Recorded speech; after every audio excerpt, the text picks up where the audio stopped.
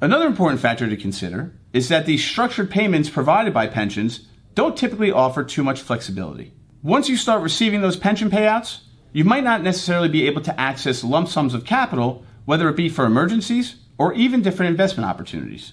In the event that something unexpected does arise, you might be forced to end up having to liquidate other assets and/or taking some sort of debt. In addition to these two factors, something that we often speak about with our clients is legacy planning. As I mentioned earlier, generally speaking, pensions might offer a few different options which provide a mixture of anything from taking a full sum of money on one person's life, being that original owner, all the way to being able to split up that money, whereas your spouse would be able to continue the payments for the rest of their life as well. The caveat being here, after both of those folks pass away, those payments stop.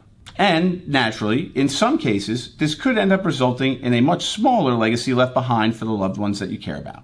On the other hand, also important to look at some of the positives when it comes to those structured pension payments.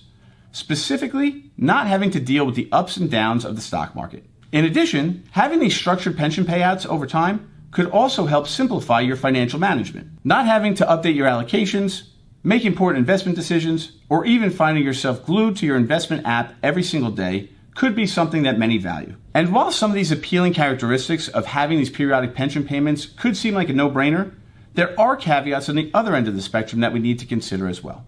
Not being locked into those systematic payments and having the potential for growth over time, which could translate into having more flexibility and allowing you to spend what you want when you want, could seem like a better option for some.